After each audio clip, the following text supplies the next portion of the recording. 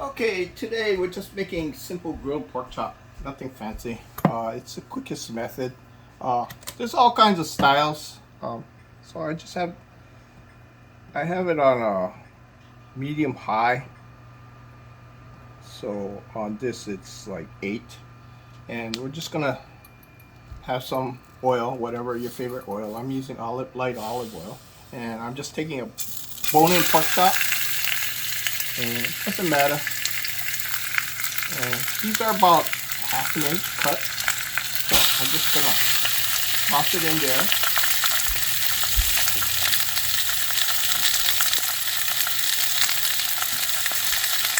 And then garlic salt. Of course, you can use fresh garlic and fresh salt. I mean, that's up to you. I'm giving a heavy dose, and then pepper.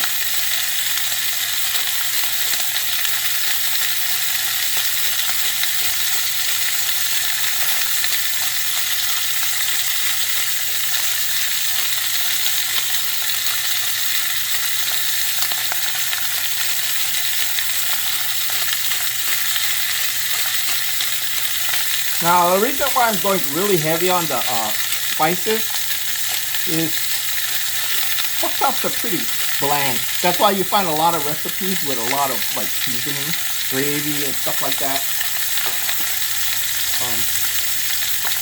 And I'm gonna make sure I cook the other side too. You can see the heat's coming through the bone, and the blood starting to come up.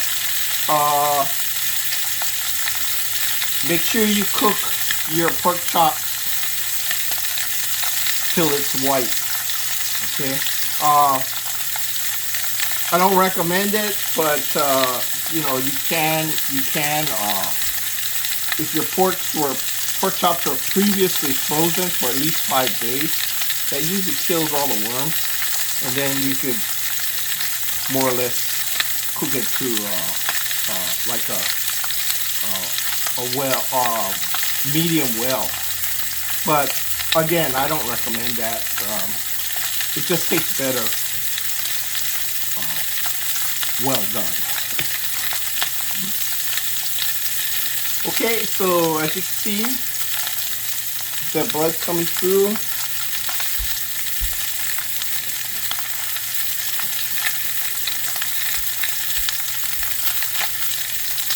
Now, you'll find that there'll be a nice crust on this. Try not to move it too much. That was sitting up on the edge of the bone, so I wanted to make sure it was down in the pan. And because there's not that much fat on this, I put quite a bit of oil in it, at least 3 tablespoons. Okay. And as you can see, it has a nice crust on it. And again, I'm going to season. What's going to happen is the blood and juices will come out and then burn, and it'll give it a nice crust.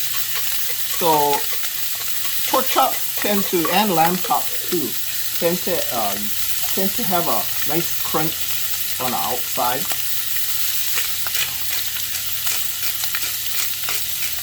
You can also increase the crunch by dipping the steaks in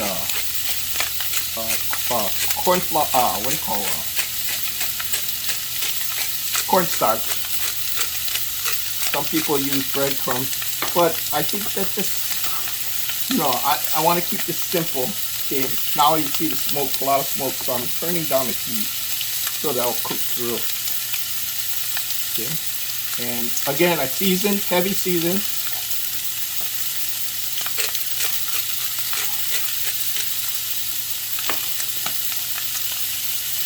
You're gonna find that right around the bone, this like in a bone-in pork chop like this, you're gonna find that this is gonna be rare. So you gotta make sure that this cooks all the way through. Otherwise, you'll find these pink spots right at the bottom of the teeth. This is like a T-bone on a beef steak, so it's like a T-bone cut. So and the bone comes down here, comes all the way down here. Okay, so very similar to a T-bone cut on a beef, on a cow. Yeah, I'm looking for if any more blood comes up through the bone. Okay, turn down the heat. It's a little medium high, a little less than medium high. On the stove it's 6.5, but it'll vary from stove to stove. You just want to make sure on the second flip that it cooks through. What I'm going to do is once it cooks through, I'm going to see I'm starting to show a little blood here. I'll flip it over again to make sure this side gets cooked further, because you got to remember this was cooking really fast because the stove was real hot. Okay, so while this is going, you could reduce the heat if you need more time. You know, if you're the only one eating, or you and your partner, right? So you'd lower the heat until you're ready. I would put it on like medium low and just let it cook through it. Don't bother putting on a cover. That will make it cook faster, but you're trying to slow down the cook so it cooks through. And right now you could prepare your starches, your vegetables, and stuff like that. So in this case, I'm gonna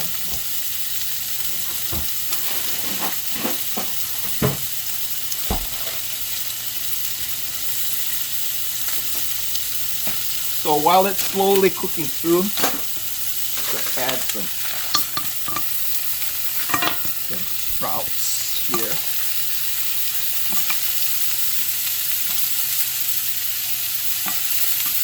And they'll pick up the excess seasoning on the side.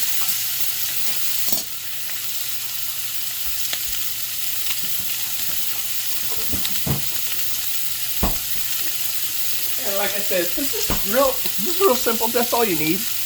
Okay. Just to add a little more flavor, I'm going to add a little butter to the vegetables, which will creep into the steak. So it's like kind of all in one pan cooking, especially if you're single or you and your spouse. Okay. So you can see a lot of smoke coming up. I'm turning it down, going down to medium now, 5. And as you can see, blood starting to come up through the bone. So that way you know that the bone is getting hot enough to cook that pink area, like I said. So see, more blood's coming up here. So I'll make sure that kind of comes up and stops, and then I'll flip it to finish off the raw part here.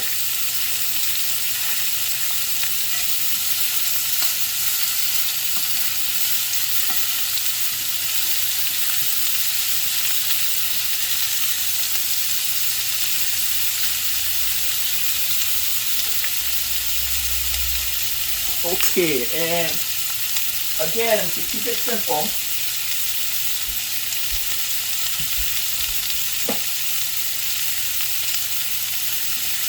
I'm just going to use plain water.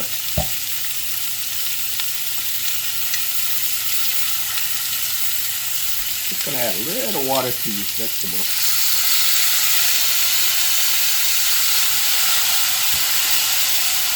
I'll also make sure the spices get into the vegetable.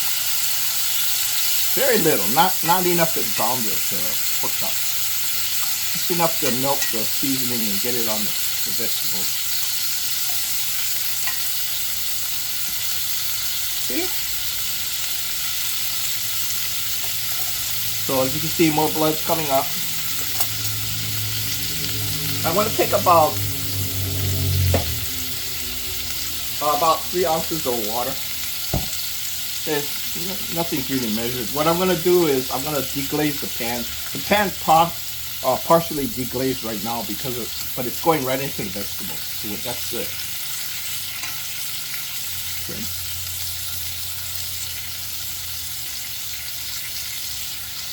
Okay, I'm coming back up again, losing the heat because of the water.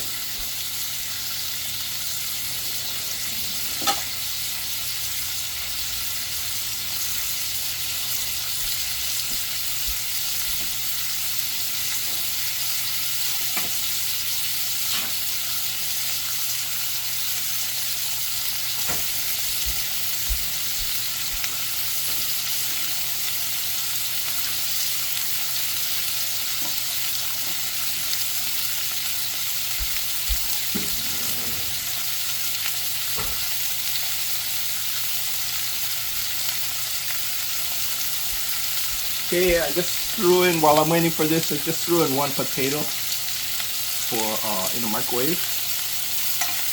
And here, vegetables nice. You can see a lot of blood coming out. Okay, we'll go ahead and pick up these Brussels sprouts. If you're not sure if it's cooked, because these are frozen, just cut one open.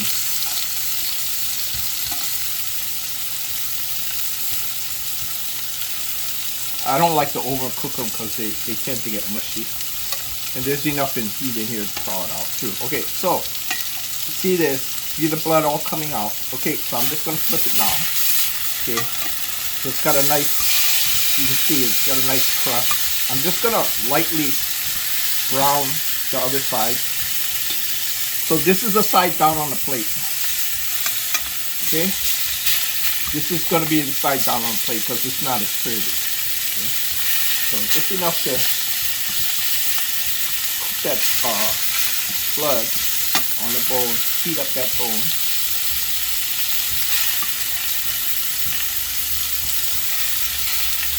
Okay, so that's enough. I'm going to lay down this, so get that a little darker. I'm going to leave this in there for now. Leave that a little darker. So what I'm going to do is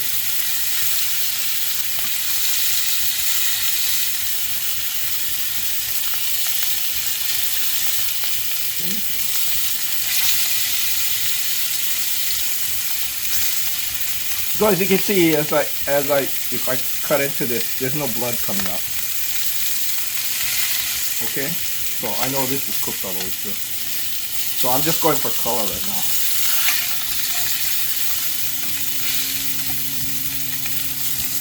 Okay, this is nice.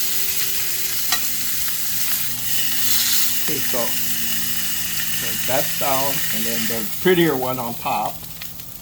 Okay. And then what I'm going to do is I'm just going to lightly, I'm not going to use all of this. I'm just going to put a little, because it's going to be strong. It's going to be kind of on the salty side. So I'm just going to give a tiny bit.